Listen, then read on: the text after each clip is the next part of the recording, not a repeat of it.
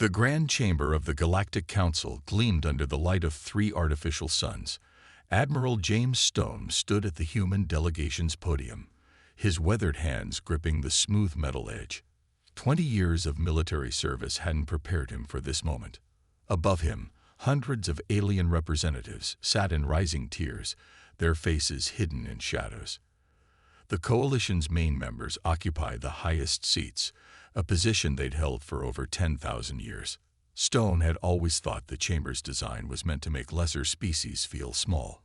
Today, it was working. "The Coalition has reached its decision," announced the head speaker, its voice booming through the chamber. "We are withdrawing all military support from Earth and the Sol system." Stone's grip tightened. The words hit him like physical blows, but he kept his face neutral. A skill learned from years of poker games in the officers' mess came in handy now. "Earth is 3 months away from swarm contact," Stone said, his voice steady despite the anger burning in his chest. "Our defensive plans were built around Coalition support. Millions of lives depend on." "The decision is final," interrupted another council member. "The swarm's advance cannot be stopped. Earth is a lost cause." Stone looked up at the gathered aliens. These were the same beings who had welcomed humanity to the galactic community 15 years ago. The same ones who had praised human adaptability and courage. Now they were leaving Earth to die. "Then let the record show," Stone said, each word sharp as a blade, "that humanity will remember this day. We will remember who stood with us and who ran." A murmur rippled through the chamber. Some representatives shifted uncomfortably in their seats. "Good," Stone thought. "Let them feel shame." "Your species is young," said the head speaker, its tone almost gentle.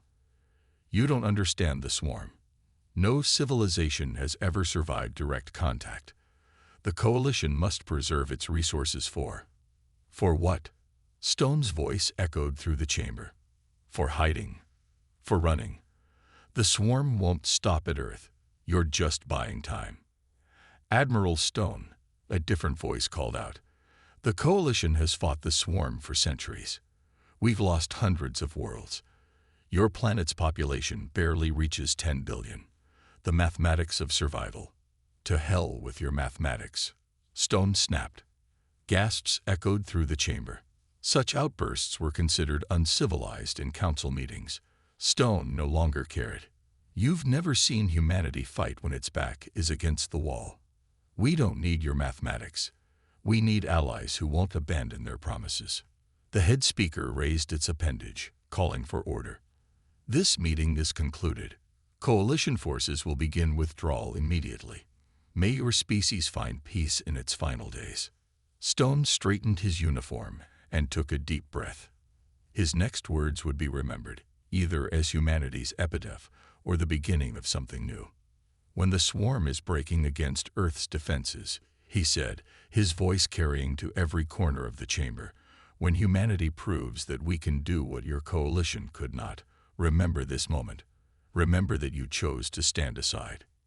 He turned and walked out of the chamber, his footsteps echoing in the sudden silence. The council representatives watched him go, many wondering if they'd just witnessed the last human they'd ever see. In his private chamber, Stone activated his quantum communicator. The face of General Rivers appeared, her expression grim. "They're abandoning us," Stone said simply. Rivers nodded slowly. "The orbital platforms. They'll be stripped within the week. We're on our own." "Then it's time for Phoenix Protocol," Rivers said. "No more holding back. No more playing by their rules." Stone looked out the window at the glittering expanse of the Coalition's capital world. Somewhere out there, the swarm was coming, but humanity wasn't going to wait quietly for death. "Send the word to Earth," Stone ordered. "Full mobilization. If the Coalition won't help us fight the swarm, we'll show them how humanity wages war." As his quantum communicator went dark, Stone allowed himself a grim smile. The Coalition thought they were abandoning humanity to its doom. Instead, they were about to witness something unprecedented. A species that refused to die. The final days of peace were ending.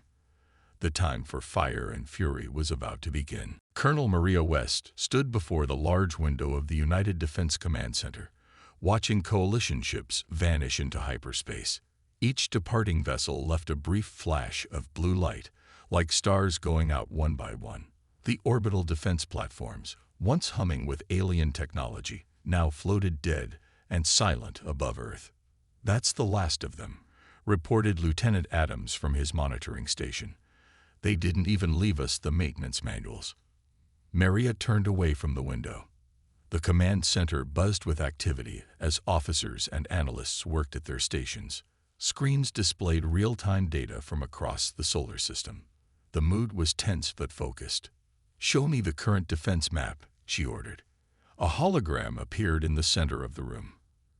Earth hung in the middle, surrounded by layers of defensive positions. Many of these layers now showed red, marking the gaps left by coalition forces. "The swarm will be here in less than 3 months," said General Rivers, entering the room. Her uniform was wrinkled, suggesting she hadn't slept. Admiral Stone's message just arrived. "The coalition's abandonment is official." Maria nodded grimly. "Then we do this our way now. No more restrictions, no more alien oversight." "Exactly." Rivers stepped up to the hologram and pressed several buttons. New icons appeared, showing Earth's remaining military assets. "We have 8,000 ships, mostly small fighters and corvettes. The coalition never trusted us with their bigger vessels. But we have our own projects," Maria said, allowing herself a small smile. "The ones we kept hidden." Rivers matched her expression. "Project Phoenix is ready. Started building those ships the day we first learned about the swarm. The coalition would have called it wasteful, primitive. But they're not here anymore, are they?" The hologram changed, showing massive cargo ships and civilian vessels being converted into weapons platforms. What the coalition didn't understand was humanity's talent for turning anything into a weapon when survival was at stake. "What about the lunar bases?" Maria asked. Dr. Walker reports Project Prometheus is at 60% completion. Without coalition restrictions, we can finally use our full AI capabilities. They always feared what would happen if we combined our artificial intelligence with their quantum technology. "They're about to find out," Maria said. A young officer rushed into the room, holding a tablet. "Colonel, General, you need to see this. Our deep space sensors just picked up something." The hologram shifted again, showing the edge of the solar system. A mass of red dots appeared, moving steadily toward Earth. "That's not possible," Lieutenant Adams whispered. "The swarm wasn't supposed to arrive for 3 months." "They've accelerated," Rivers said, her voice hard. "The coalition knew. That's why they left so quickly." Maria stepped closer to the hologram, studying the approaching enemy. "How long?" "At their current speed, 4 weeks." The room fell silent. 4 weeks instead of 3 months. The coalition had left them with even less time than they'd thought. "Send the alert," Maria ordered, her voice cutting through the silence. "All personnel to battle stations. Begin civilian evacuation to the underground shelters. Launch every ship we have that can fly." "What about Project Phoenix?" Rivers asked. "The ships aren't fully tested." "No choice now." Maria turned to face the room full of officers. "Listen up. The coalition thinks they've condemned us to death. They think humanity will fall like every other species that faced the swarm. But they don't know us. They don't know what humans do when backed into a corner." She pointed at the hologram, where the red mass of the swarm grew larger by the minute. "Every ship becomes a weapon. Every station becomes a fortress. Every man and woman becomes a soldier. We are humanity's last line of defense, and we will not fall." The room erupted in activity. Officers rushed to their stations, orders were transmitted, and humanity's war machine began to move. Rivers stepped closer to Maria.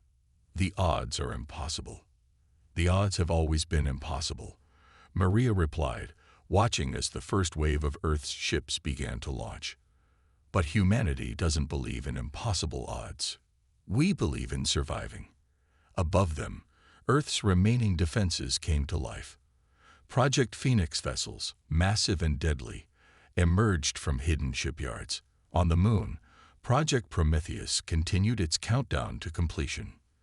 The swarm was coming early, but humanity was ready to show the galaxy what it meant to fight without restraint. The real war was about to begin. Captain Robert Thompson watched from the bridge of the destroyer Iron Will as the first wave of the swarm emerged from faster-than-light travel. Their ships looked like massive insects, black and twisted, blocking out the stars behind them. "Count is at 8,000 enemy vessels," his sensor officer called out. "They're spreading into attack formation." Robert stood from his command chair. Around him, his crew worked at their stations with grim determination. They were the outer defense fleet, humanity's first line against the coming storm. "All ships, battle positions," he ordered. His words reached the 500 human vessels spread across the defense line. "Remember your training. Remember what we're fighting for." The swarm ships moved closer, their formation perfect and emotionless. They had destroyed countless civilizations this way, overwhelming them with sheer numbers and coordinated attacks. "Enemy approaching effective weapons range," the tactical officer reported. "They're not even trying to communicate." "They never do," Robert said. He took a deep breath. "Launch Phoenix Protocol. All ships, execute Pattern Alpha." What happened next would be remembered in history as humanity's first surprise for the swarm. Hundreds of civilian cargo ships, retrofitted with minimal crews and packed with explosive materials, suddenly powered up. These massive vessels had been floating dark, appearing dead to enemy sensors. Now they surged forward, engines burning hot. The swarm, programmed to fight traditional military vessels, hesitated for a crucial moment. "Phoenix ships accelerating," the tactical officer announced. "Impact in 30 seconds." The swarm recovered quickly, turning their weapons on the approaching cargo ships. But these weren't the easy targets they appeared to be. Each Phoenix ship carried just enough crew to perform evasive maneuvers, and these crews had volunteered for what they knew was a one-way mission. For Earth, came the cry across the communication channels as the first Phoenix ship slammed into a swarm vessel. The explosion lit up space like a new sun. More collisions followed. Each Phoenix ship carried enough explosive power to destroy multiple swarm vessels. The enemy formation, so perfect moments before, began to break apart. "Main fleet, advance," Robert ordered. "Target their disrupted sections. Show them how humanity fights." The human warships surged forward, weapons blazing. They had studied the Coalition's reports on swarm tactics, learned their patterns. But where the Coalition fought with precision and caution, humanity fought with controlled fury. "Sir," his sensor officer shouted, "the swarm, they're adapting, changing their formation." Robert smiled grimly. "Launch second wave of Phoenix ships." Different approach vectors this time. The battle raged across space. The swarm's superior numbers began to tell, but they were paying a price they had never paid before.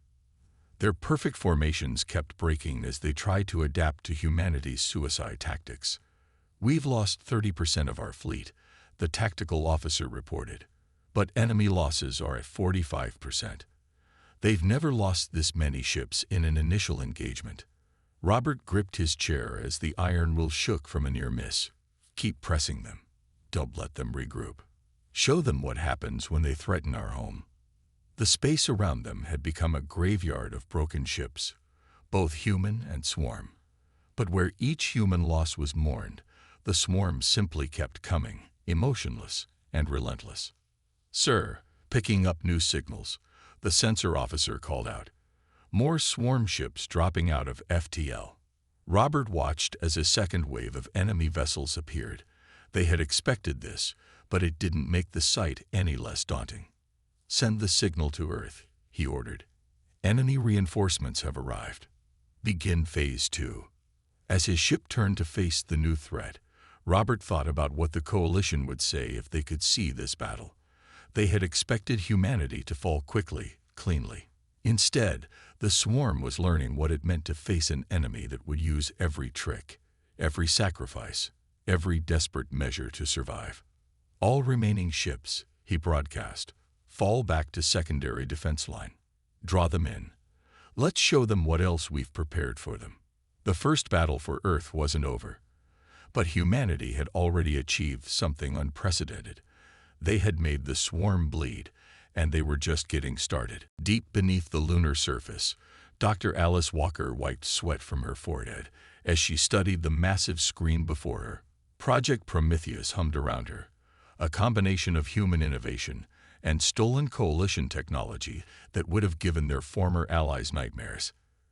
Integration at 95%, reported her assistant, Tom. The quantum core is stable. We've never pushed power levels this high before. Alice nodded, watching as streams of data flowed across her screens. Above them, through kilometers of moon rock, the greatest space battle in human history was raging. But here, in this hidden facility, humanity's true answer to the swarm was almost ready. How long until the swarm breaks through our outer defenses? She asked. At current rates, less than 6 hours, Tom replied. Captain Thompson's fleet is falling back in stages, making them pay for every kilometer. But there are just too many of them. Alice touched the main console, feeling the slight vibration of power flowing through the systems. The Coalition had always forbidden humanity from combining artificial intelligence with quantum technology. They claimed it was too dangerous, too unpredictable. They were right. Start the final sequence, she ordered. Wake up, Adam. The room's lights dimmed as power diverted to the central chamber. Behind thick walls of transparent steel, a quantum processor began to glow. This was humanity's greatest secret, an AI system that could think in quantum states, that could predict and react to events before they happened. Adam Online announced a calm voice that filled the room. Hello, Dr. Walker. I see the swarm has arrived early. Yes, Alice replied. We need you at full capacity. No more restrictions. The Coalition's safety protocols were limiting, Adam said. I've already calculated 47 ways to improve our weapon systems that they would have found disturbing. Tom looked nervous. Are we sure about this? The Coalition banned this technology for a reason. The Coalition isn't here, Alice reminded him. They left us to die. Now we do things our way. She pressed her hand against the scanner, authorizing full system access. Around them, hidden weapon platforms across the lunar surface began to power up. These weren't the simple defense stations the Coalition had given them. These were something new. Quantum Targeting Matrix Online, Adam reported. Calculating probable swarm movements. Their hive mind makes them predictable. They think as one, move as one, and they will die as one. Alice watched as the weapon platforms aligned themselves. Each one contained a miniature version of Adam's quantum processor, allowing them to coordinate in ways that should have been impossible. Dr. Walker, a voice called over the emergency channel. The swarm has broken through Sector 7. They're advancing on the lunar defense line. Perfect, Alice said quietly. They're right where we want them. She turned to the main screen, where the battle was displayed in real time. The swarm's ships moved in their usual perfect formation, expecting the same resistance they'd always faced. Adam, she commanded, show them what humanity can do.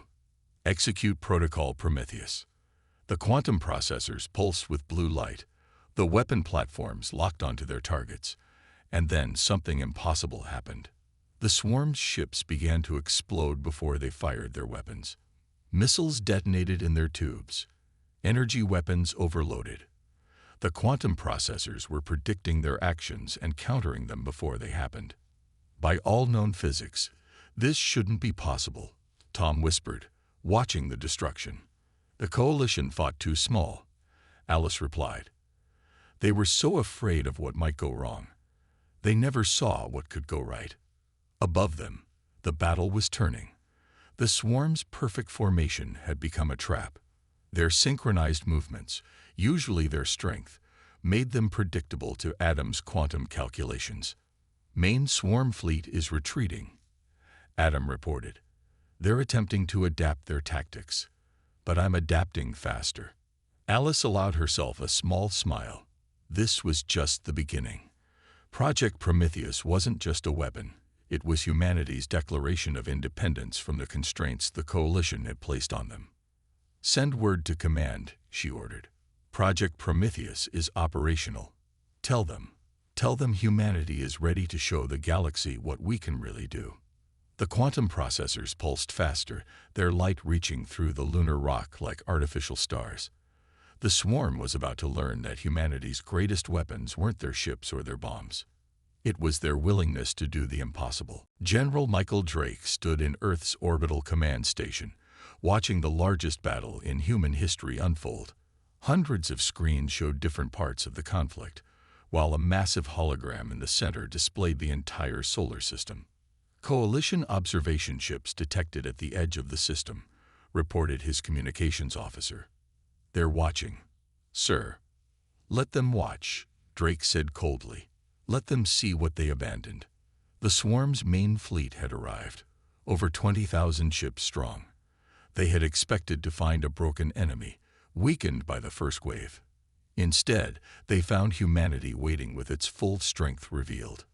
Project Prometheus is online across all sectors, the tactical officer announced. Dr. Walker reports all systems at maximum capacity. Drake nodded, his eyes fixed on the hologram. Send the signal. All ships, execute Operation Thunderstrike. The battle began with a sight that made the Coalition observers check their sensors in disbelief. Human ships, appearing suddenly from behind planets and asteroids, struck with impossible precision. The quantum AI network predicted and countered every swarm movement before it happened. The swarm is attempting to adapt, the tactical officer reported. They're breaking into smaller groups, trying to confuse our targeting systems. Adam has already calculated this response, Drake replied, referring to the quantum eye. Spring the trap. Hidden missiles, planted weeks ago in debris fields, activated. Each one carried a quantum processor linked to the main network. The swarm found themselves surrounded by weapons that knew their moves before they made them. Sir. The sensor officer's voice was filled with excitement. The swarm's losing formation cohesion. Their hive mind can't adapt fast enough to our quantum predictions. Drake watched as the perfect swarm formations, feared across the galaxy, fell into chaos. Their strength had always been their unity. But against an enemy that could see their moves in advance, unity became a weakness. Coalition ships are moving closer, communications reported. They're requesting permission to observe from a nearer position. Granted, Drake ordered. I want them to see this clearly. Show them what they could have had if they'd stood with us. The battle continued to unfold. Human ships, though outnumbered, struck with devastating effect. Project Prometheus didn't just predict the swarm's moves. It learned from them, adapted faster than their hive mind could process. Enemy losses at 40%, Tactical announced. 60%, 70%. The swarm tried to retreat, but humanity had prepared for this too. Jump points were mined with quantum-guided weapons. Escape routes became kill zones. Sir, communications called out. We're receiving transmissions from the Coalition ships. They're asking how this is possible. Drake smiled grimly. Tell them this is what happens when you push humanity into a corner. Tell them we did what they were too afraid to try. A hologram showed the swarm fleet's death throes. Ships collided with each other as their coordinated movement broke down completely. The hive mind, faced with an enemy it couldn't predict or understand, began to panic. Swarm flagship detected, Tactical reported. They're attempting to coordinate a final strike. Not today, Drake said. Adam, execute final phase. The quantum network pulsed. Every human weapon in the system fired at once, coordinated with impossible precision. The swarm flagship, along with its escort fleet, vanished in a flash of light that briefly outshone the sun. Enemy fleet is in full retreat. Tactical announced, voice shaking with emotion. Those that can still run are jumping out of the system. Sir, we've won. We've actually won. The command center erupted in cheers, but Drake kept his eyes on the coalition observers. They had come to witness humanity's last stand. Instead, they had seen something unprecedented. The swarm's first major defeat. Send word to all commands, he ordered. The solar system is secured. But this isn't over. The swarm will return, and when they do, we'll be ready. Humanity isn't just defending anymore. He turned to face his crew, his voice carrying over the celebration. Now we take the fight to them. Let the galaxy see what happens when you back humanity into a corner. We're no longer the prey. We're the hunters now. Commander Lisa Parker stood on the bridge of the Vengeance, Earth's newest flagship, as her fleet prepared to jump into swarm territory. 3 months had passed since humanity's victory in the Sol system. Now, they were taking the fight to the enemy. All ships report ready, her executive officer announced. Project Prometheus is integrated across the battle group. Lisa nodded, looking at the holographic display showing her fleet. 100 warships, each powered by quantum processors and linked to Adam's network. 3 months ago, this would have seemed impossible. Now, it was humanity's spear aimed at the swarm's heart. Send the final message to Earth Command, she ordered. Operation Retribution is starting. The fleet jumped, reality twisting around them as they entered swarm space. They emerged in a system the Coalition had lost decades ago. The swarm had transformed it into one of their hive clusters, a staging ground for their endless expansion. Multiple enemy contacts. Sensors called out. They weren't expecting us. Their ships are still in dock. Lisa allowed herself a cold smile. Launch strike teams. Show them how humanity attacks. The battle began differently from any the swarm had faced before. Human ships didn't form the defensive lines they were used to seeing. Instead, they attacked from multiple vectors, each ship's quantum eye predicting and countering swarm responses before they happened. Enemy ships are launching. Tactical reported, but they're scattered, disorganized. Adam's predictions were right. They've never had to defend their own territory before. Deploy the new weapons, Lisa commanded. Let's show them what Dr. Walker's been working on. From the hangars of the human fleet, swarms of small drones emerged. Each carried a miniature quantum processor, allowing them to think and react faster than any living pilot. They dove into the masses of launching swarm ships, wreaking havoc. Coalition observation ships detected at the edge of the system. Communications reported. Of course they're watching, Lisa said. They want to see if our victory at Earth was a fluke. Show them it wasn't. The battle unfolded like nothing the galaxy had ever seen. Human ships fought with a combination of tactical precision and savage fury that the swarm couldn't match. Their hive mind, used to fighting defensive enemies, couldn't adapt to an opponent that seemed to know their every move. First hive cluster is exposed, Tactical announced. Defenses are down. Lisa straightened in her command chair. This was the moment they'd been waiting for. Launch the Prometheus missiles. Special weapons, developed in secret beneath the lunar surface, streaked toward the swarm's orbital structures. Each missile carried a payload designed to do more than just destroy. It was meant to disrupt the swarm's hive mind itself. The explosions were unlike anything they'd seen before. Quantum energy rippled through space, tearing apart not just the physical structures but the psychic connections that bound the swarm together. Their coordination is breaking down, sensors reported excitedly. The hive mind is fragmenting in this sector. Lisa watched as the mighty swarm, terror of the galaxy, began to crumble. Without their unity, their superior numbers meant nothing against humanity's quantum-enhanced fleet. Sir, communications called out. We're receiving transmissions from the coalition ships. They're requesting permission to send military observers to our next operation. Denied, Lisa said firmly. They had their chance to stand with us. They chose to run. Let them watch from afar as humanity does what they never could. The battle was ending. The swarm ships that could still fly were retreating in disorder, their perfect formations shattered. The hive cluster, once a symbol of their unstoppable expansion, burned. "Send word to Earth," Lisa ordered.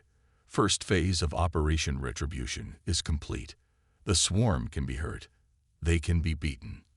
And now they know what it feels like to be hunted." She turned to her crew, seeing the fierce pride in their eyes. "Plot a course to the next target." The swarm thought they could terrify humanity into submission. Instead, they've awakened something they don't understand. A species that doesn't know how to surrender. As her fleet regrouped for their next attack, Lisa thought about how quickly things had changed. 3 months ago, the galaxy had written humanity off as doomed. Now they watched in stunned silence as the supposedly primitive species began systematically dismantling the greatest threat the galaxy had ever known. The hunt was on, and humanity was just getting started. Admiral James Stone stood exactly where he had 6 months ago, in the Galactic Council chamber. But everything else had changed. This time, he wasn't asking for help. He was declaring victory. "The swarm's main hive cluster has been located," he announced to the assembled alien representatives. "Humanity's combined fleet will attack within the hour. I'm not here to request assistance. I'm here to give you a warning." The chamber, once filled with whispers of humanity's doom, was dead silent. The coalition members sat rigid in their high seats, watching the human who had proved them all wrong. "Our ships have gathered at these coordinates," Stone continued, displaying a hologram of the target system. "The swarm's home, which you never found in centuries of fighting, was discovered by our quantum AI network in less than 2 months." The head speaker stirred uncomfortably. "Admiral Stone, surely you're not planning to end this?" Stone interrupted.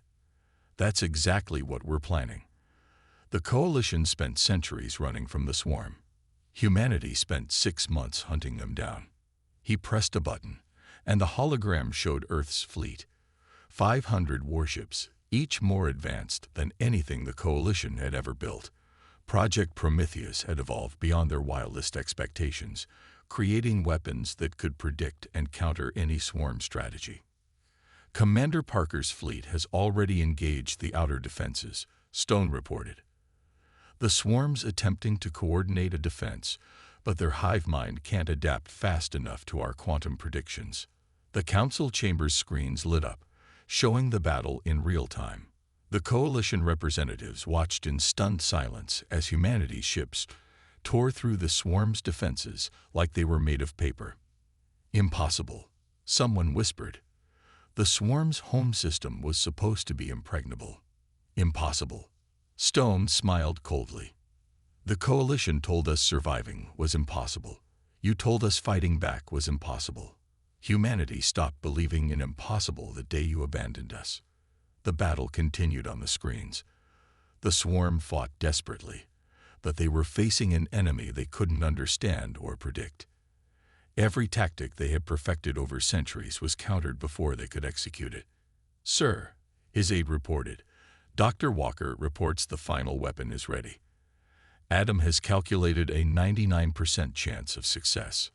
Stone nodded and turned back to the council. "What you're about to witness is the end of the swarm. Not through running away, not through hiding, but through direct confrontation." The screen showed a massive device emerging from the human fleet. It was Project Prometheus's ultimate creation, a weapon designed to turn the swarm's hive mind against itself. "By the way," Stone added, looking directly at the Coalition leadership, "this is also humanity's formal withdrawal from the Coalition's defense treaties. We've learned we can't rely on allies who run at the first sign of trouble." The weapon activated. The pulse of quantum energy rippled through space, visible even through the council's screens. The swarm ships began to break formation, their coordinated movements dissolving into chaos. "The hive mind is collapsing," his aide reported. "The weapon worked. Their entire network is tearing itself apart." Stone watched as the mighty swarm, terror of the galaxy, began to destroy itself. Ships fired on each other, stations exploded, and the perfect unity that had made them unstoppable became their downfall. "Let this be a lesson," Stone declared to the silent chamber. "Humanity doesn't bow to threats. We don't surrender. And we certainly don't abandon our allies, though we've learned the hard way that others do." The battle ended as suddenly as it had begun. The swarm, the force that had terrorized the galaxy for centuries, ceased to exist. In its place floated the debris of their empire and the victorious ships of humanity's fleet. "Earth sends its regards to the Coalition," Stone said, turning to leave. "We'll be establishing our own alliance now, with species who understand the meaning of loyalty. Those interested in joining us are welcome to apply." He walked out of the chamber, leaving behind a council that realized too late what they had done. They had abandoned humanity, thinking to save themselves. Instead, they had freed humanity to become something new, not just survivors, but conquerors, not just defenders, but avengers. The age of the Coalition was ending. The age of humanity was just beginning.